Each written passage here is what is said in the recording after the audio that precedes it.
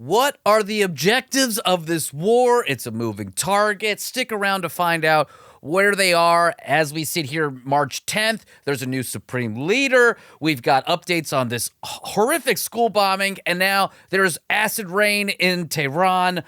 All that. And Barbie Ice is gone. Oh, no. All that on the Foreign Report. Let's do it.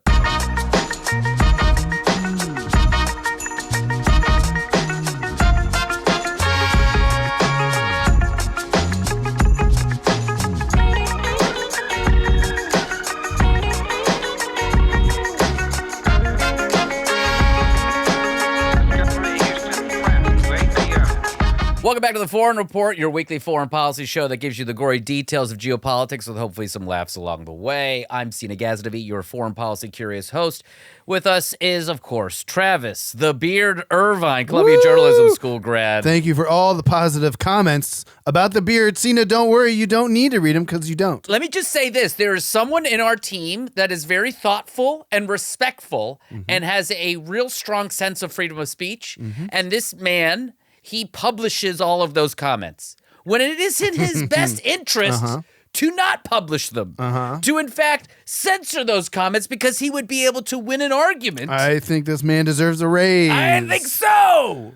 I say give him a raise. Man? I don't know. I hope he doesn't read the comments. I hope he doesn't. I'm looking at the comments right now. Thank you, Micah. Travis, your beard's hot. Funk the noise. This is all. My heart goes out to Seena. Travis, shave that fairy beard, but that comment was left by someone with the name definitely not Seena. So, and then don't shave the beard, Meg's Misfortune from Ohio. Thank you, Megs. Yeah, listen, folks, I don't know if Travis has a bot army doing this, but it needs to stop. All my bots are sourced out of Iran, actually. I am talking to HR after this. Yeah, this right. Is, Wait, you are triggering. HR. This is triggering. You're going to talk to yourself? You look like Mojtaba. You look like Mochi. Look, I am ready to be the next Moochie. ForeignReportShow.com. Sign up for the newsletter. The Foreign Report at lpn@gmail.com. Check us out on the socials. I'm doing little videos when I walk my dog. I love your little videos. They're really fun. I love that, and especially because I know your neighborhood. Yeah. Is a school there? Like, you probably look insane. Insane. Yeah, and yeah, I yeah. see neighbors see me from a distance. And I try and to you're like just yelling, screaming. the And you know phone. it's not all one take. I'm doing the you gotta whole do loop. multiple takes. Yeah. I'm trying to figure it out. I've walked your dog around that loop. and I'm editing. Yeah. While your dog's shitting on people's lawns. That's probably why they're like, just look, you can yell at your phone, crazy man. Just clean up after your dog at least. They're like, I gotta move. Folks, I wanted to talk about the objections first. Yes. Objectives. The objectives of the war. Yeah. I have some objections to the war, but I don't know if there's any objectives. Don't go on a live. Yeah, there's a lot of objections to the war. No objectives, though, it seems. Oh, my God. Because it keeps moving. No, too many objectives. There's a lot of objectives. This is what we talked objectives. about with Jonathan in the episode that you hopefully had seen or watched or listened check to. out our bonus episode. Yeah. I mean, honestly, I love interviewing former intel people who work in D.C. because they do know more than us, even if it's maybe a different viewpoint than most of our friends would take. I'm so happy you brought this up because I was thinking about this today when I was driving over because I feel like we always get a reaction when we have like a former intel person because, you know, whatever, all the crazy stuff these intel people have done. But I love learning from them because they've been there. They've been doing this stuff. And he goes on CNN. Yeah. But then he comes on our show. And it's like, but our show is more fun than CNN. Absolutely. I mean, and I think depending on the hour, we do better numbers than CNN. Yeah, you never know. Yeah, it depends on who you're talking to. Wolf Blitzer, those are some numbers. Those are numbers. Yeah. Weekend guy? I don't know who that Schmear is. Kanish? Have fun. Schmear Kanish. He's a radio guy. I love right? a good schmear. All right. So listen, one of the things we talked about with Jonathan was like the moving target of these objectives. Yeah. And I was trying to find a point in history when a country was like, we have 22 objectives. We're going to do them all. No. And it's like, no, you can't. By the way, multitasking doesn't work. You have to be focused. This is why I brick my phone now. Right. With the brick. So you have an sponsor, objective? So you have a single objective? Yes. So I'm not like doing a bunch of different things. Right. All right. March 2nd, Trump, the war's been going on for like 3 days at that point. Yeah. March 2nd, Trump goes on and he does a presser. And this is what he says are the objectives. And I want to share that. And I apologize trigger warning, you were going to hear from Trump and Hegseth. Oof. Or boner warning, you may get excited. You may get a little aroused. You may get really excited. Okay. Our objectives are clear. First, they're clear. They're very clear. Missile capabilities, and you see that happening on an hourly basis, and capacity to produce brand new ones and pretty good ones they make. Okay. Second, we're annihilating their Navy. We've knocked out already 10 ships at the bottom of the sea. Third, we're ensuring that the world's #1 sponsor of terror can never obtain a nuclear weapon. Never going to have a nuclear weapon. I said that from the beginning. They're never going to have He said it. a nuclear weapon. They were on the road to getting one legitimately through a deal that was signed foolishly by our country. And finally, we're ensuring that the Iranian regime cannot continue to arm, fund, and direct terrorist armies outside of their borders. Arm, fund, direct. Right. So even within that objective, there's like 3 things in there. Yeah, there's what you got: Hezbollah in Lebanon. Yeah. You got the Houthis in Yemen. Yeah. There's probably a bunch You got more. Hamas. You got whatever Yeah. other flavor of proxy. And that's one thing to remember, like the big 3 prongs of Iran's, the Islamic Republic's defense system are the missiles, the nuclear deterrent, which even just the thought or the feeling that they have one was a deterrent, and the proxies. Right. Okay, so that was March 2nd. All right. And 4 objectives. That was still like 4 objectives. Bombs have been dropping, right? Yes. Bombs have been dropping, and presumably you would say, we achieved this objective, we achieved that objective, but no objectives have been, secured yet. What about the bottom of the sea? It's always, God, of course, we were in college during the Iraq War. Yeah. And I thought George W. Bush was dumb. Oh my God. This is like watching the sleepiest, oldest, dumbest guy be like, they're at the bottom of the sea. Because that's what happens when you bomb a boat. It's in the sea. It sinks. And there it is. Objective, I've ended another war. You started one, but yeah. And that's what he's going to do. He's going to say that he ended the one that he started? Yeah. It's like, all right. Not gonna go crazy. No, we're already crazy. All right. Here we go. Choo And now choo. here's Pete Hegseth. I'm a gin guy. He's a gin guy. Let's see him. This is from today, March 10th, at a Pentagon press conference where he is also enumerating the objectives of the war. Great. On day 10 of Operation Epic Fury, we are winning with an overwhelming and unrelenting focus on our objectives. Okay. Which are the same as the day I gave my first briefing here on Operation Epic Fury. Doubtful. They're straightforward, and we are executing them with ruthless precision. I'm not sure ruthless is One, the right destroy word. their missile stockpiles, their missile launchers, and their defense industrial base. Okay, that's also expansive. So missiles, missile launchers, and defense, so their ability to make the missiles. Okay, and then that's also going to include the drones. Yeah. Because as we talked about with Jonathan Pentagon, they have not just thousands, but potentially tens of thousands of drones. Yeah. Okay. Missiles and their ability to make them. 2, destroy their Navy. And 3, permanently deny Iran nuclear weapons forever. Okay. That kind of matches up with what Trump focused maximum authority mission.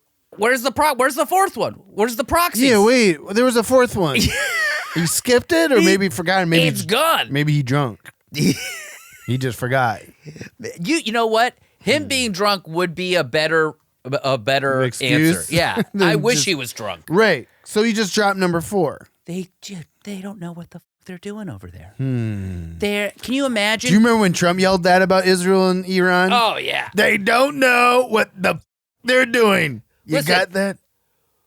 And that was him. That we was our come president. into this show Yeah. every week. Yeah. I have an outline that we all participate in writing. We all every add, week, Travis. the producers you add are to dependable on your JD Vance corner. I got something here. I work with the producers on the A block. Danielle helps with the B block. Adam's here. We have He makes it make sense. We got objectives written out. We got a deadline. We got fans with comments loving the beard. No, none of them love the beard. Yeah, They're they love fake. the beard. Anyways, even this podcast has objectives. Yes. And we don't really, sometimes we overdo it or whatever. This war, you're supposed to be dialed in. Yeah. You're not supposed to be just flippantly moving the objectives as you go. Moving targets. We've killed hundreds of people. Yes. They have killed our people. Yes. Like, what do we do? This is a war. People die. That's how it goes. More will die. More will die. It's very sad, but not for me. I'm going to go play golf now. That's my objective. I got another objective. Make everyone forget about the Epstein files. And the Epstein files. Yeah, because those are still coming out, by the way. I have to say, when this whole Epstein thing started, so long ago. 2019? 2019. 2008? I kept being like, man, this is really annoying. Like, this is like awful people doing awful things. It's like not my like little wheelhouse of like, geopolitics, like learn about things like that. But I tell you what, Travis, it just won't go away. No, dude. And it keeps getting more into our world. Yeah. Into my like little geopolitical world. Right, because now it's like the wag the dog scenario. You want to forget about a big scandal? Start a war. Oh, God. Great for ratings. So we're going to have to go back to the Epstein files again. We have will. to dip our toes. More stuff was coming out this week. I mean, it's not going videos. away. I mean, it's so gross. It's Anyways. gross. It is crazy. But that's a thing that I think a lot of people are pointing out. This is a billionaire's war. This is a billionaire's class, the Epstein class's war. Yeah. Including, dare I say, the Israel connections as well with Epstein and everything over there. Exactly. So what do we do now? I don't know. Talk about it on our show. We are going to keep bombing and have no connection to the political ends that are going to have to happen after the bombing. When you drop the bomb, drop the missile, all these things, it works. Right. They explode. And we talked about this with Panikoff as well. You're just saying objectives. Objectives mean there's going to be an end. But we don't know when this thing's going to end at all. And by the way, days, weeks, months, years, 1,000 years, Lindsey Graham said. Oh my God. The Islamic Republic, though, has like thousands of these missiles. So how, and it's also underground, their manufacturing facilities, like their drone so much of it is underground. So what are we going to do? Drop bunker, how many bunker busters? And by the way, when we exhaust all of our missiles and our bombs and stuff like that, what is someone else going to do? Is the whole point of our military, and this is like the preparatory thing about the military, is that they're supposed to be able to deploy out to one battle, come back, resupply, and then deploy again immediately to another war. That's the whole readiness system, and that's what builds the budget for the Pentagon and everything like that. Yeah. We are burning through that. Oh, no. You're telling me we got a $1 trillion military budget and we're just zipping right through? I mean, how many? It's like $1 billion a day? What is it? What are we doing? I don't know. Israel's not healthcare, I'll tell you that much. Yeah, how many more things? That's food for hungry people? Oh, stop. Come on. We don't have money We're for not U.S. doing that. aid? Come on. God, anyways. But the bombs are dropping. Israel's dropping these bombs. Israel bombed oil refineries recently in northern Tehran and in other parts of the country, and also water purification plants as well. And this is where it gets real, just so upsetting. Okay. And the people that were cheering for Khamenei's demise are now extremely concerned and worried. You're talking about Iranian citizens. Iranian citizens. Because this is what we talked about with Panikoff as well. Yeah. Is that to succeed at the objective of regime change, if that's an objective, we don't know. Doesn't seem like it anymore. It gets bobbled around here and there. They've already taken out the first supreme leader. Now we're getting more supreme leaders. And an objective that needs the people of Iran to be on the liberator's side is endangered when you start doing shit like this. Yeah. Like bombing their water and poisoning their air. Dude. The acid rain? The acid rain. So witnesses in Tehran said the smoke was so thick from the fire from northern Tehran, from this oil depot, that it felt like the sun had not risen. The Iranian Red Crescent Society said about 10,000 civilian structures across the country had been damaged, including homes, schools, and medical facilities, and warned Tehran residents to take precautions against toxic air pollution and acid rain. Seems bad. The WHO warned that damage to Iranian petroleum facilities, quote, risks contaminating food, water, and air with hazards that can, quote, can have severe health impacts, especially on children, older people, and people with pre-existing medical conditions. I mean, there is oil falling in other parts of the country from rain. Wow. This is where we're at right now. Oh, boy. And I really want to make this abundantly clear. Hold the complexity of this, all right? And I'm going to throw the craziest piece of complexity at you. Okay, The great. United States does not want this to be happening. Oh, really? Our administration does not want civilian structures hit. Yeah. They- Is that an objective? From what I have been observing, Okay. they literally sent an email or a text to like they're messaging Israel. Signal chat or Signal Gate. Signal Gate. Yeah, Signal chat. We Well, got a Signal they're chat. probably just Facebook Messenger at this point. Yeah, What's the right. point? Yeah. Saying, WTF, man, what are you doing? Oh, really? Get this. Oh my God! Hold on, because Get this. and put a little context on it. We talked about last week, but Marco Rubio had that bonkers quote where he said, "We knew Israel was going to strike, so we had to preemptively strike to make sure our interests and service people didn't get hurt after they did strike." And then everyone like asked him about it the next day, and like, "Did you just say that Israel was going to strike and you knew they were going to strike?" And then he was like, "No, we are in control." Yeah, well, that's it's like, us. "I never said that. Were you there?" And then the reporter's like, "I was the one who asked the question." You dipshits. I'm surrounded by idiots. It's incredible. So the United States doesn't want this to happen, and here's how you Okay. know. Here's how you know. Yeah. So Okay. finally, maybe they're going to try to say, "Hey, rein it in a little bit." So here's how you know the administration doesn't want it. And Lindsey Graham, spokesperson, mouthpiece for Donnie, Well, he's got a mouth for something. okay, yesterday on March 9th, posts this on, what you call it, Twitter. All right. says- You want me to read it in Lindsey Graham's voice? Oh, you can get it. Hey, y'all. It's me, Lindsey Graham. Keep it to the text. Okay. Ham and biscuits, y'all. Our allies in Israel have shown amazing capability when it comes to collapsing the murderous regime in Iran. America is most appreciative. However, there will be a day soon that the Iranian people will be in charge of their own fate, not the murderous Ayatollah's regime. In that regard, please be cautious about what targets you select.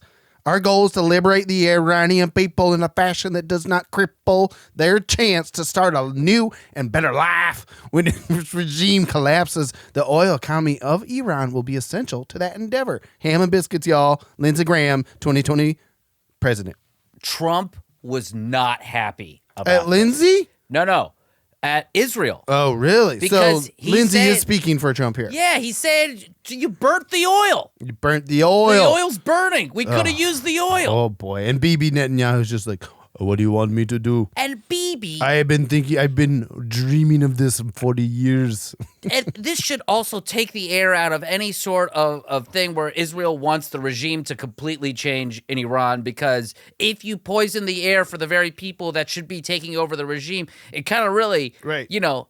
impedes their ability to do that. And as Lindsey Graham, which is crazy, I'm actually agreeing with Lindsey Graham, but their resource that will make them rich after the war. You're going to need something to rebuild. What are you going to sell the world? And so they've also hit a water plant, which was like cleaning the water. I mean, this is just, it's insane. Right. So amongst all of this, and this is, again, I love Hegseth comes out and says, we're winning the war. Yes, you are sending missiles and bombs to Iran, and so is Israel, and they are exploding. If that's how you define winning, then, my man, you are winning. You are a You winner. just got to change the definition of winning. Yeah, you got a sliding Semantics, scale. hello. You know, exactly. You don't need 10 million downloads for a successful podcast. No. You need 22. 22 is pretty good. It's pretty good. Hello, 22. Hello, 22.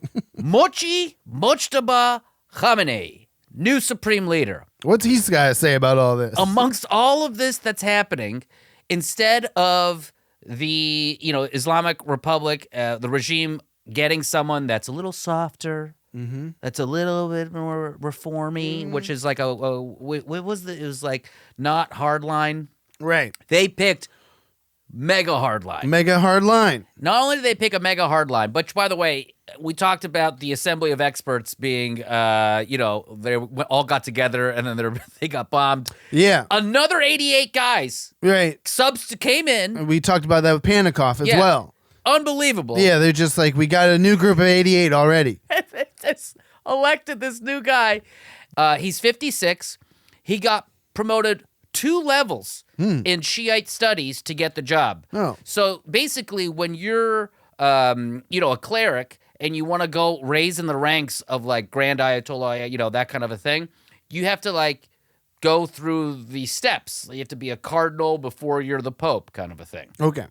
This guy, they were like, well, a lot of people are not here, so we're just gonna make you. Yeah. We don't know why they didn't show up. Yeah. Khamenei himself in 1975 wrote a whole thing about how the hereditary succession of leadership is a poison to both Iran, Shiism, and everything. Right. So this was like a huge deal. And we talked about this with Panikoff as well. Having a hereditary succession of him is crazy. Yes. That goes against all the things that he represented. But he is super hardline, and a lot of people are saying we've never heard from him within Iran, and like he's not kind of an unknown figure. But within the IRGC, he's very well known. Oh. He was one of the people that helped spearhead the Syrian civil war, where the IRGC helped out. Yes. When he was helping Assad out. Another proxy. Exactly. Sure. In 2009, during the Green Revolution, Mochi was huge in getting the Basij, which is that voluntary paramilitary group that's there. He helped the crackdown that killed so many people in 2009. He was the one spearheading that.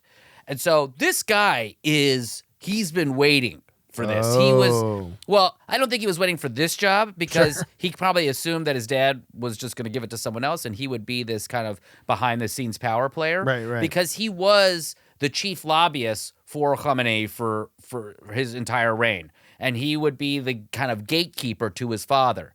He would go to places and, glad hand. People would go through him to get to his dad. Wow. So he had a lot of soft power within the regime. And one other thing that he's been able to do is one huge thing, right? He was a big proponent of Ahmadinejad, which is the 2009 revolution and the 2009 elections. He's tapped into the IRGC, which is another huge thing. And he's financially diversified when it comes to the illicit money that he has. So he has a huge portfolio of real estate in London. London? Yeah. I love London. You would think, is he going to vacation there? No. This guy and his father are among the few really hardliners that are left within the Islamic Republic. You see a lot of regime officials sending their kids to Canada or fancy places otherwise. They weren't like that. They were true believers that were taking that money, making money in all these different illicit ways, and then funneling it back into drones and missiles. Wow. You gotta pay for making.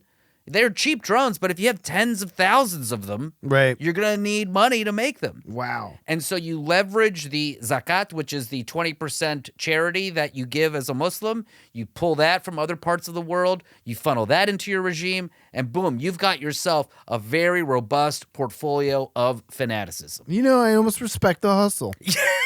I don't know how to do that shit. No. You balanced your checkbook, I do that. which yes. is crazy that he has a checkbook. Yes, it is. You do run like an old cleric. Thank you. That's what people say. Very organized. Very clerical. Very.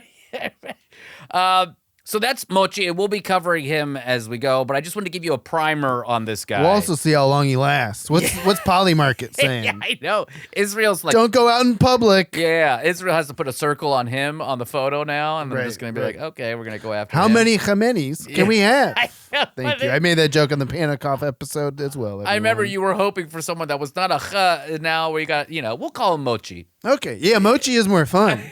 Oh, listen, we don't like him, but That's right. Yeah, He's call not him, fun. We can call him MK Doofus. Yeah, great. I don't know. There's a lot of things we can call him. Different names. I do want to give before we go to a break. I did want to give an update on the school bombing. Oh, good. Minhab. Oh, finally, a piece of good news. Yeah, Seena, exactly. thank you. Well, it was. We've talked about this. I talked about this with Panikoff as well, I believe. But it was the U.S. 100%. Right.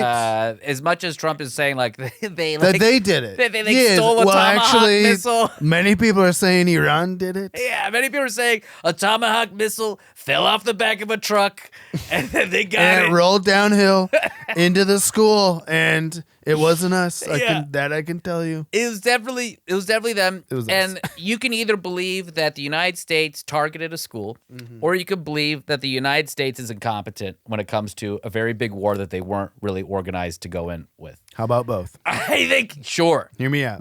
Give it to me. I think they were incompetent because the old maps. old maps. Yeah, we talked about that. So there's a complex with the school that was on it. There was a wall that got built, and then the school was built on the other side of that wall. And so if you had updated satellite imagery or whatever, you would have noticed that a wall was there, and intelligence guys would have been like, hey, why is that wall there? Right. And then you would have investigated, and then you would have figured out that, hey, there's a school there.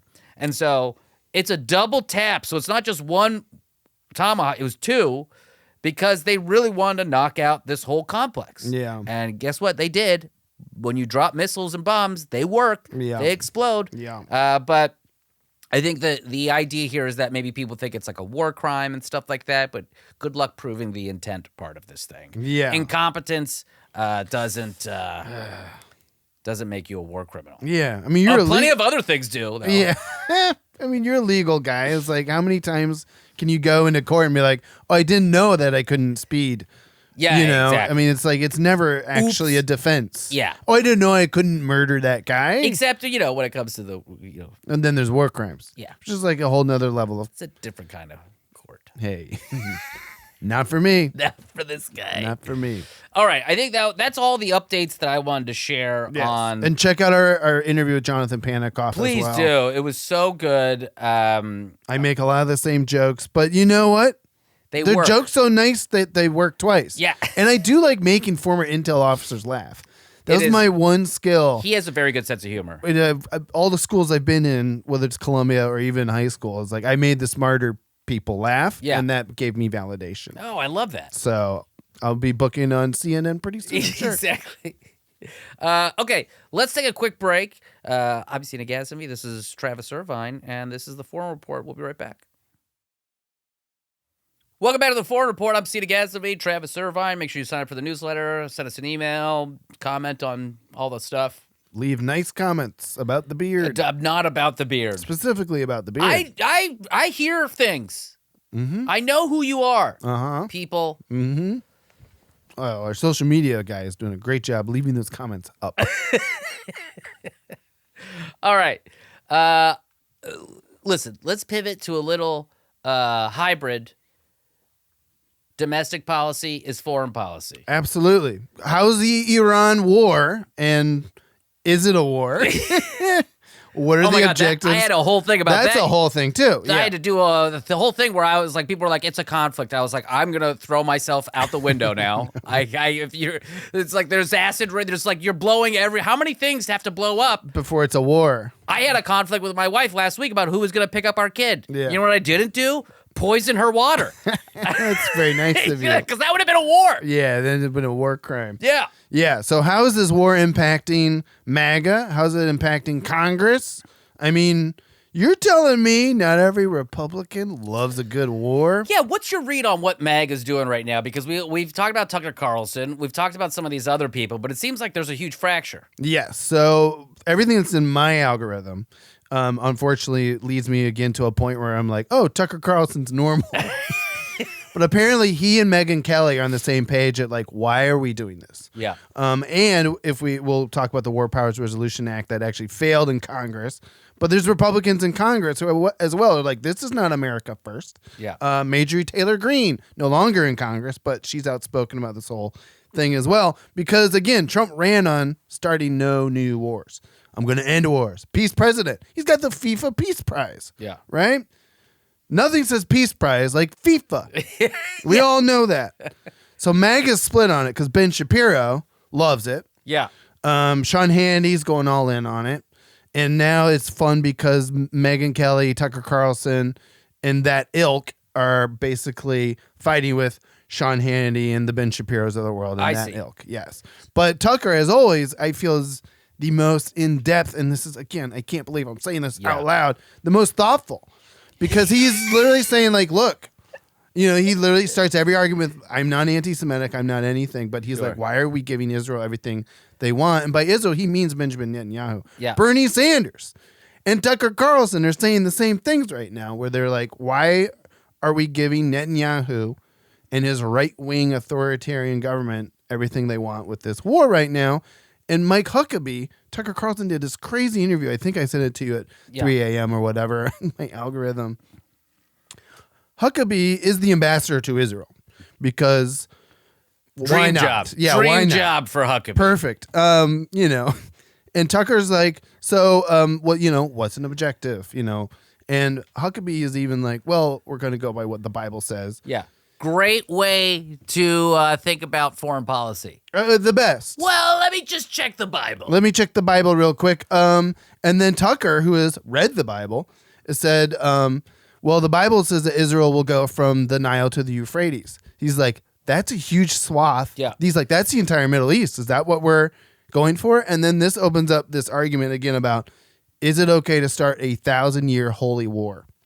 And that's what Hegseth, that's what a lot of military people saying, this is what they're being told in these briefings. It's like, this is a holy war. This is the 1,000-year. Lindsey Graham used the word 1,000 years. And so that is the objective right now, it appears. And this is really happening. Soldiers are reporting this stuff to the governing bodies where they're reporting it into because they don't feel safe. Right. Because generals are coming to them or their commanders are saying, this is a holy war. Yeah. Yes. That should be trouble. Guys, what's Mochi saying to his guys over in the IRGC? They're like, this is a holy war. So, like, we're in a holy war. They're in a holy war. Holy shit. There you go. Absolutely. And then you got Huckabee who's just like, yeah, well, we're just going to do whatever. And the glibness of it, of like, yeah, it should be. Yeah, why not? That's what Make it all Israel. And that's what I keep, I see Jake Young in the hall. We talk a little politics here. Jake Young over from Nerd of Mouth. Sure. And, we're the political guys here at the network. Yeah. And I just kind of keep going also glibly like, quick 1,000-year war. Because no one knows, as we've established, what are the objectives? How long does it go? And then if you really read between the lines, between some of these top people, they're saying holy war, 1,000 years. Oh, my God. But that's got MAGA in a tizzy. Yeah, because they're not into it. This is not what Trump ran on, and also then if you want to get to this is taking away from all the racism they were trying to do here in America. I was here for the ape videos with the Obamas in them. I didn't want a whole war about it. Yeah. I just got all these custom MAGA hoods made, and they're going to waste. The white hoods? The white hoods with the eye. Well, they got they're red hoods with white text. Oh, great! They pop. They really pop. It's like, am I in Eyes Wide Shut or am I at a different kind of rally? Oh, you can't even tell. So then beyond this holy war argument about in America first and in MAGA, there's the war powers resolution. Congress. Okay. Yeah. You've read the Constitution. Congress, you're going to tell me Congress saved the day here. No, Congress unfortunately. is like, listen, yeah, we are a branch of government. Back off. Back off. Declaring a war, that's our job. Yeah. And a lot of people, by the way, goes into the semantical argument, is this a war or not? Yeah, that's why people keep calling it a conflict. Yes. And my blood pressure can't get any higher when I hear that. Yes, because only Congress, according to the U.S. Constitution, which supposedly Republicans believe in, when there's a Democrat president, Congress is supposed to declare a war. Well, Congress never declared this a war.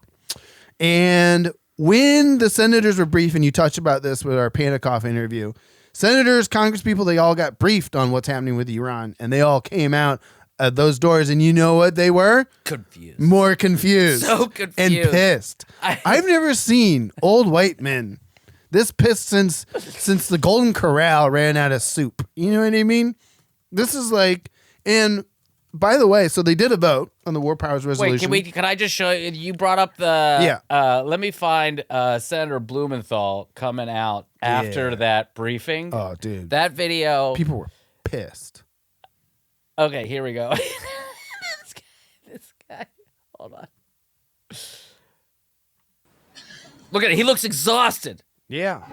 Emerged from this briefing as dissatisfied and angry, frankly, as I have from any past briefing in my 15 years in the Senate. I am left with more questions than answers, especially about the cost of the war. Sure. They get a My- Groupon for this war? Have been unanswered. And I will demand answers because the American people deserve to know. And I guess I am most concerned about the threat to American lives of potentially deploying our sons and daughters on the ground in Iran.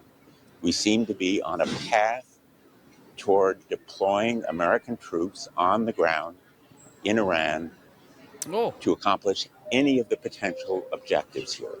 By the way, it's Iran. But it's That's fine. what we say in our show. We do say. Even when I do my Trump impression, I make him say Iran, which is not how he pronounces it at all. It's very kind of you. Well, he never ran, so he can't say Iran. But yeah, what are we gonna do when if they invoke a draft? I feel like, I mean, that's got to ruin MAGA forever. It's gonna ruin everyone. First of all, and that's the crazy thing about this whole conflict. Sorry to trigger you, but it's like, okay, if you're an America First person, this war sucks. If you voted for Trump to end wars, not start wars, this sucks. If you're a fiscal conservative, this war is very expensive already. You pointed out, $1 billion a day. This sucks. Then there's the constitutional aspect. Congress declares a war. And so when they did the War Powers Resolution, this is our old pals behind the Epstein Files Transparency Act. This is Ro Khanna, Democrat from California, Thomas Massie, Republican from Kentucky. They put together a War Powers Resolution Act that said no more actions in Iran unless it's approved by Congress. So it's a very simple yes or no vote. And even by the yes or no vote, it's a yes or no. Should we vote on a yes or no? Yeah. So it's very procedural in nature, but they got everyone on the record. And dude, this thing failed. how much? In the House, 2 Republicans, Massey, and dare I say, credit where credit's due, Ohio's own Warren Davidson, who is a former Army Ranger.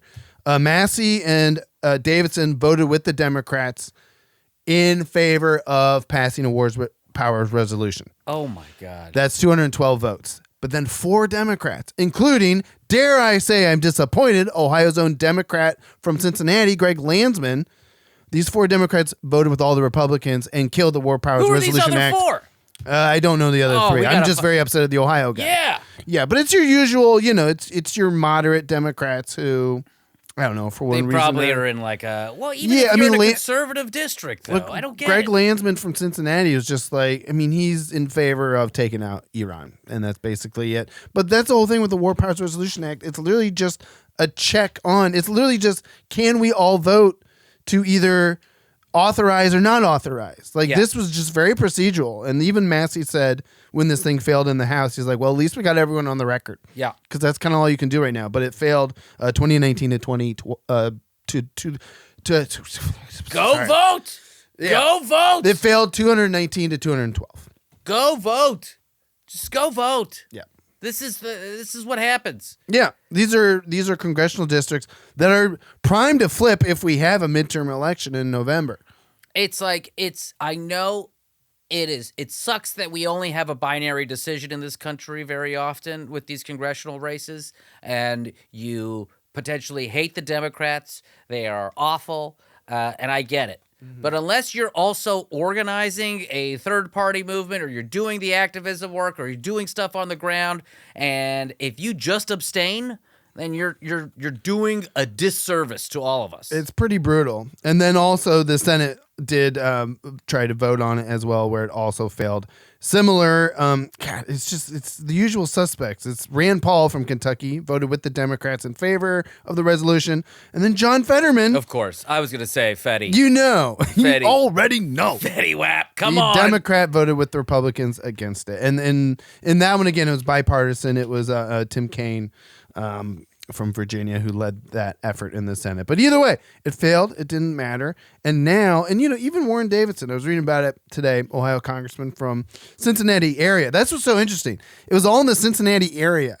Thomas Massey's in northern Kentucky across the river from Cincinnati. Landsman is Democrat from Cincinnati. And then Warren Davidson's from Butler County. He has John Boehner's old district right above Cincinnati. So it's just literally 3 congressmen from the Cincinnati area just going willy-nilly against their own parties when it comes to war. So even that's very fascinating to me. Travis, can we talk about some good news for once? Yeah, because Congress has been busy. And this, busy. I think, was a victory for Congress keeping the administration in check. Maybe you don't stop a war, but how about you stop the war at home? Yeah, let's play. And by war at home, let's play. I mean you go for Noem. Yeah, let's play this clip. You and Mr. L have a close relationship that has made President Trump, quote, uncomfortable. The president reportedly denounced Corey Lewandowski as your chief of staff due to reports of a romantic relationship. Instead, you designated him as a special government and employee. Trump knows that this guy is shady. Corey has a decades-long record of physical battery, sexual harassment, illegal lobbying for a Venezuelan oil company, and bringing a loaded gun into a federal building. Despite being fired or removed from virtually every position he has ever held due to misconduct, he now wields unchecked, unconfirmed, undisclosed power over your department. He is unqualified, which again has left my constituents and I wondering why he is your top official. So Secretary, anytime your tenure as Director of Department of Homeland Security, have you had sexual relations with Corey Lewandowski? Mr. Chairman, I am shocked that we're going down and peddling tabloid garbage in this committee today. And ma'am, one thing that I would tell you is that he is a special government employee who works for the White House. There are thousands of them in the federal government. So reclaiming my as an time, advisor, Secretary, it is okay for you to be offended by the question. It is okay for you to be offended by the question. But it is also a real question. So what I would say and you should be able to is answer that the what question we do at the Department of Homeland clearly Security every single and without day, any hesitation. every single day is to protect If this someone country, is asked to make if decisions. you or any federal official is sleeping with their subordinate, that should Yo! be wanting to answer that question. Is garbage? Because it is not about It is your sex offensive life. that you have brought It is that up. about your So judgment. that kind of garbage It is has about been refuted reclaiming for my years, time so and that you I need can to hear myself recognize- here. I want to let you know it is about your judgment and decision making. It is about the 260,000 employees that work under you that want to make sure that you are giving information and making decisions clearly. It is about conflict of interest. It is about a national security risk. American lives are at risk. The people who work for you are at risk. And they want to know that the person at the top, you, are making decisions clearly without any sort of cloudiness, and that they're your decisions because you're the secretary who was confirmed. Woo! You know, I'm also Pump it who is into that? my veins. Representative Kamlager Dove. Wow. That's well done, and there's a Representative. lot of fun because same deal. I mean, who's Jared Moskowitz? I think Yeah. also went after. He's like, it's a yes or no. Yeah. Is that a no? That's not a no. Well, you You're know- under oath. Is that a no? I tell you what. Because she never did say, no, I'm not in a sexual relationship. She just went into the same, I cannot believe. I can't believe. Tell me you don't want to answer a question without not answering the question. It depends on what your definition of is. Yes, of course. Oh, that was me. I'm sorry. But that was the that was the other thing. You know, it's like. But I think we've been a little hard on Barbie or Barbie Noem. Ice Barbie. Ice Barbie. Yeah. Because who doesn't think clearly after they've smashed in an airplane? Right. And that was the thing. So last week we didn't have time to get to it, but I did put it in our show Bible because people were pissed about this. Yeah. Rightfully so. The Department of Homeland Security. It's a lot of professionals there. And talk about being iced. I mean, professionals being iced out of meetings and discussions, like high-ranking people working at the DHS, whatever you think about DHS, because every time Kristi Noem's in the room, Corey Lewandowski is just like looming behind her, and he's known as this hard ass who just he's so good at getting other people fired because he has access to the White House. And he and I think that from what I observed and read, the big straw, the icicle that broke the Ice Queen's back. They're flying around that plane? Was the advertising campaign that she Oh, said yeah, Trump greenlit, which Then if Trump you wanna, was like- if you want to with the Don about something. He said it was cool. Yeah, And then he's you like- say that he approved of a campaign, and he's a media $220 guy. million. He would never. Again, and the fiscal conservatives, your John Kennedys, your Tom Tillis. Yeah. I mean, these senators, Republican senators, were going off on Kristi Noem. She had to face this kind of questioning in the House and the Senate. Yeah. No one was happy. No one. She had no love. There was no love except maybe Corey later that night. But she said that the president approved of this huge $220 million ad campaign where she's Yeah. on horseback in front of Mount Rushmore wearing a cowboy hat saying, immigrants, don't come here. Thanks, y'all. And that was like it. And then That's she's like, it was approved. And big it media worked. buy. Oh my god. Yeah, no, because again, fiscal conservatives were pissed. Constitutional conservatives already mad about also her handling of the ICE killings in Minneapolis and everything. So her, again, we take our victories where we can. We do. And what's fun too, I would just add is even though she's been technically let go of DHS, and most of the articles I read said that she was fired. Right. And you're still going to have this book come out, by the way, in May that talks about the Corey Lewandowski affair and everything. Like, this is still all in the works. Right.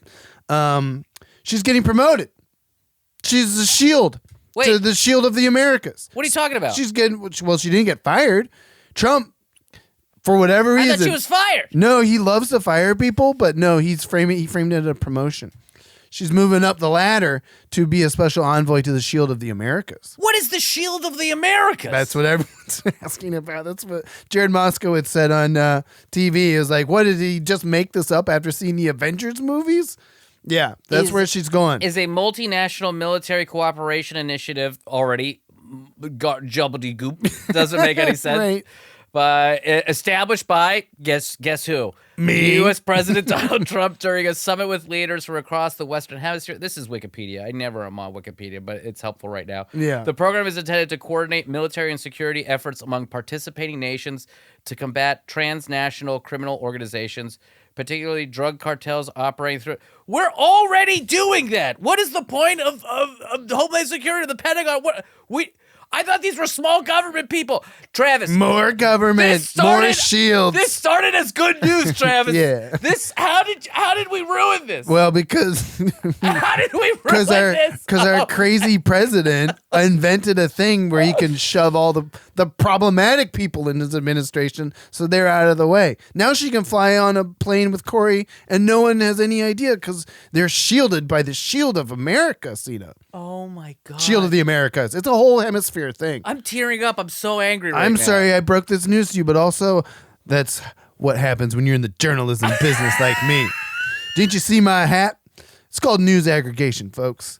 You saw it in real time. I'm so excited I got to break that terrible news to you. Oh, but I can't make it bearable except it's so stupid. I'm literally, my eyes are watering. I'm with rage and sadness. Yeah. Oh my! It's also pretty funny though. You're laughing a lot I am because it is that dumb.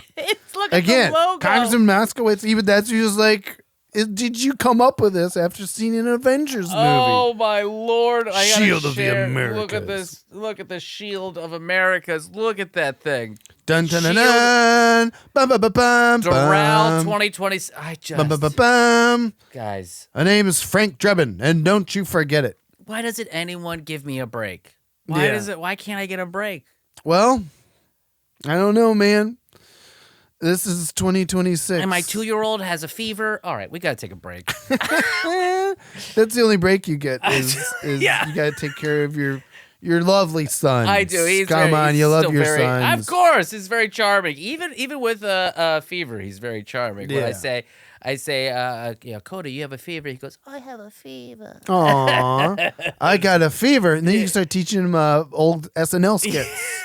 Yeah. That's the only hope. That's all we have. I just need more cowbell. All right. He does need more cowbell. Let's take a quick break. I'm shook. I'm shook by this still. I'll try to hit you with a small. This is the JD Vance. We'll be back with a JD Vance quarter. Travis, what the WTF, Travis? We'll be right back. Welcome back. This commercial break's over. This commercial break is over. Welcome back. We talked about a ton of stuff at the top about Iran and the war. Not a conflict.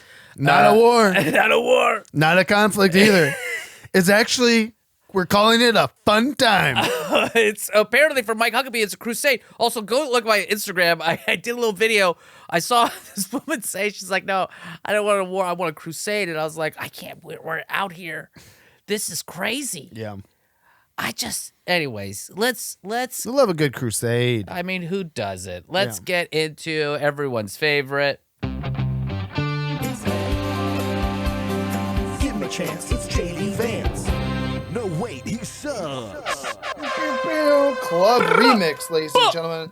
Club remix, ladies and gentlemen. Yeah, let's go. Well, okay. I do, again, small pieces of good news, and that is JD Vance is like off the grid right now, dog. Yeah, it does seem like that. Yes, because as we pointed out last week, he got iced out. He got sent to the kiddie table with his little Diet Mountain Dew.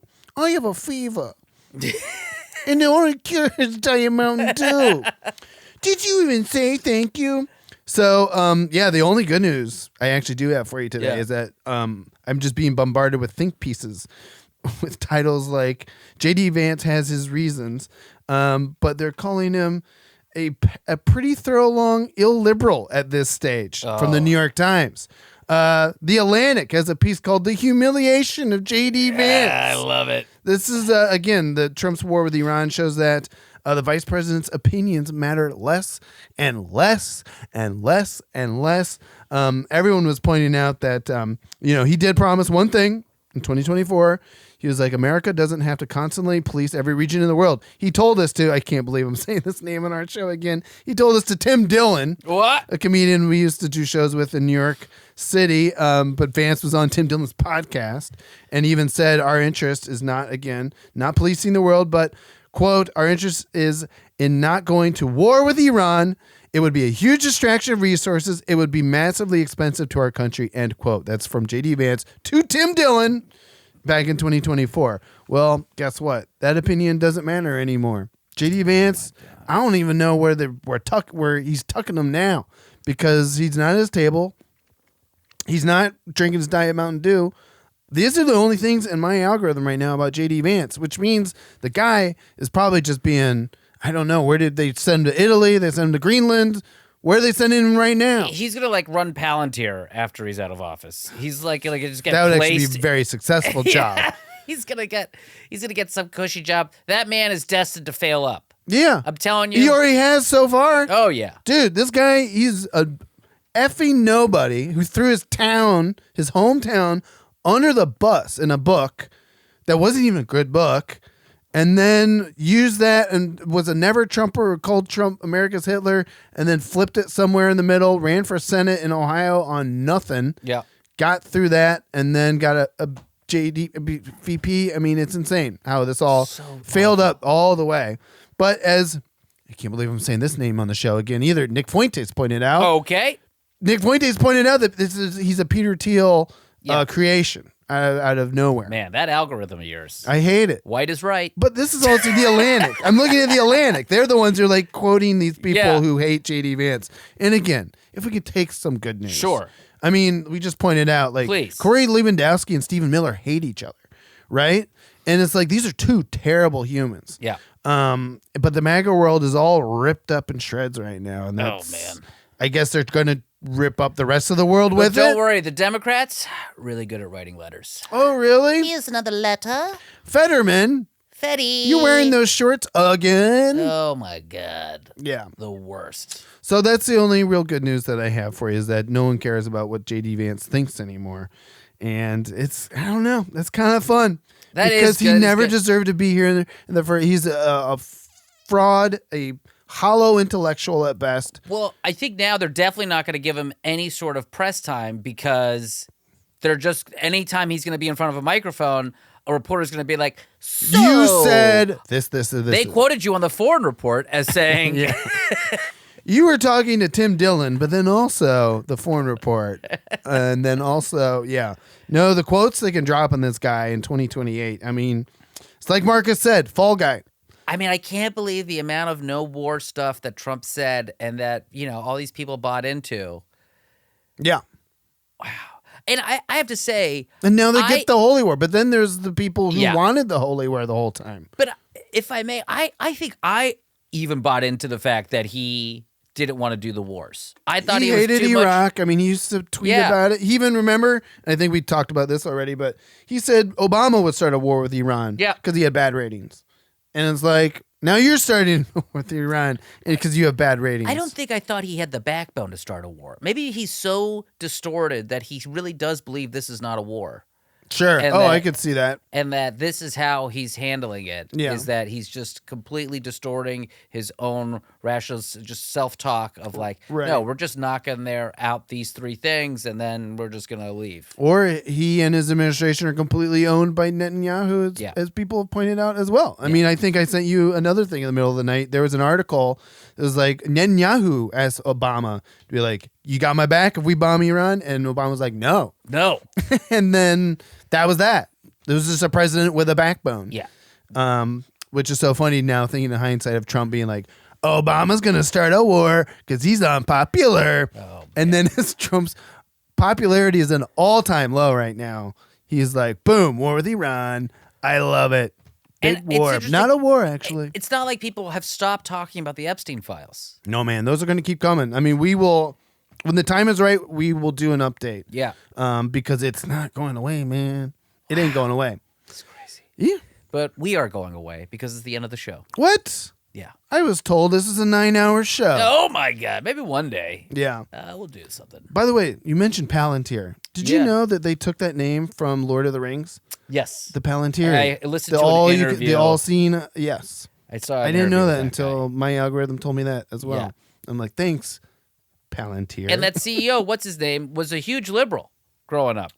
Big time liberal. Huge Democrat until not too long ago. Until like Peter Thiel got a hold of him. 2016. Probably. Yeah, and that's when Peter Thiel, jumped on the Trump bandwagon. Yeah. And he just didn't let go. Well, I think some of these guys were in their bubble and they didn't like what their algorithm was showing them. And they thought everyone was like woke or DEI or whatever it is, all this stuff. And they were like, that's not fair. I don't like that.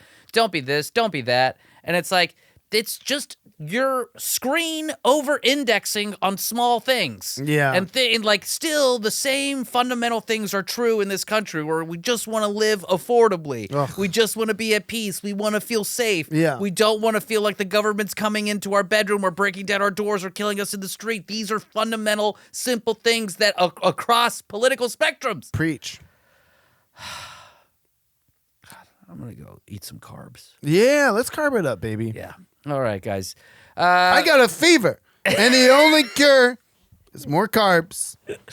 All right, guys, let's listen. Sign up for the newsletter. We're going to do some stuff there. I love doing the updates there. You'll figure out what's going on with us. 4reportshow.com, the 4reportlpn@gmail.com, Travis Irvine USA, @Seena Now. Find us on the socials. We'll see you next time.